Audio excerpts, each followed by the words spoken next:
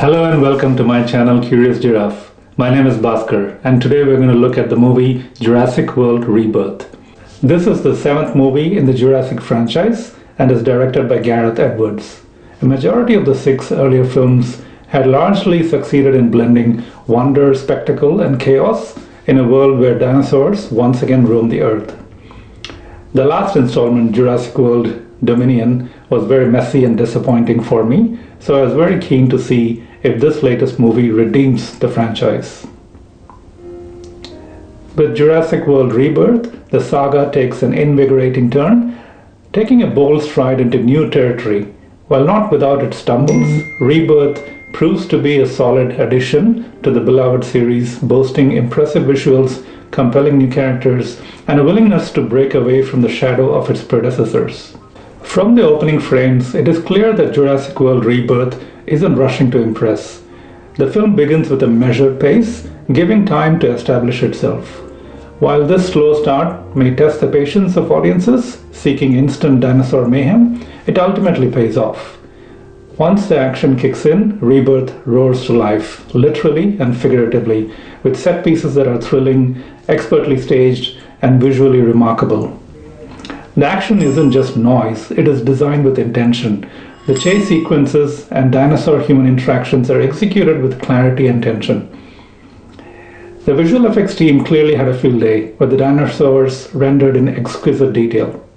This movie centers around 2 interwoven story arcs, one involving a group of hardened mercenaries sent to retrieve dinosaur blood for financial gains, and another one has a family of 4 stranded on an island. So I guess the story arc with the family adds an emotional depth to it.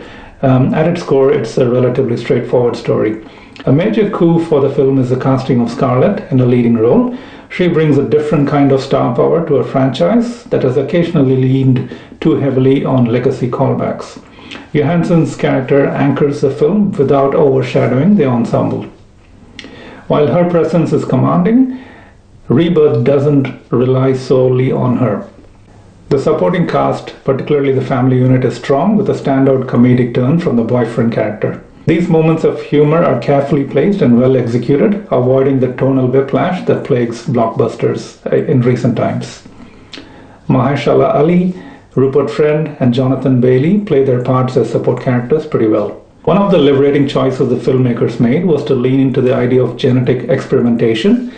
No longer shackled by strict realism, Rebirth embraces the possibility of designer dinosaurs, mutated hybrids that challenge the traditional species we've come to know.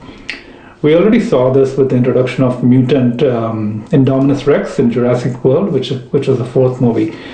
This creative license actually allows for bold creature designs, giving the visual effects team room to innovate. Perhaps the most surprising aspect of Jurassic World Rebirth is how little it leans on nostalgia. There are no cameos from legacy characters, no extended flashbacks, awkward references, none of that. Instead, the film pays subtle homage through tone, structure, and most notably, music.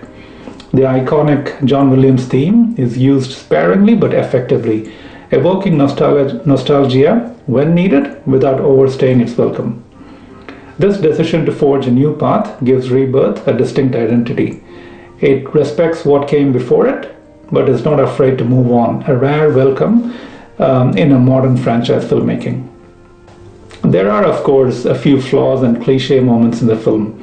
A character falls off a cliff that is probably 1,000 meters high, gets caught up in tree branches, falls into a shallow river, and just casually walks away completely unharmed. And what's more, his glasses are intact and never came off during the whole journey. There's a scene where a T-Rex goes completely underwater and possibly swims. Is that even possible? I don't know. I don't know if T-Rexes can swim, but that was a bizarre little twist to that scene. The ending of Rebirth also felt a bit abrupt to me, just when it felt like the film is building towards an epic finale. It sort of pulls back. There's no prolonged climax, no grand showdown to cap things off. Instead, the conclusion comes somewhat abruptly, not unsatisfying, but lacking the final punch fans might be expecting. Jurassic World Rebirth might not be the most ambitious entry in the series, but it's one of the most well balanced. It delivers action without excess, characters without melodrama, and spectacle without losing sight of its themes. With good performances, cutting-edge visual effects, and a refusal to coast on nostalgia, the film carves out a place of its own. It is a fabulous entertainer and a very satisfying watch. It's not perfect, but it's undeniably entertaining and refreshingly self-assured. For longtime fans and newcomers alike, Rebirth offers a thrilling ride that honors the spirit of the original while boldly charting a new course. And that is my take on Jurassic World Rebirth. I hope you enjoyed this video. If you did, please hit the like button, subscribe to my channel, and share it with your friends. I will be back with another video very soon. Until then, it is bye from me.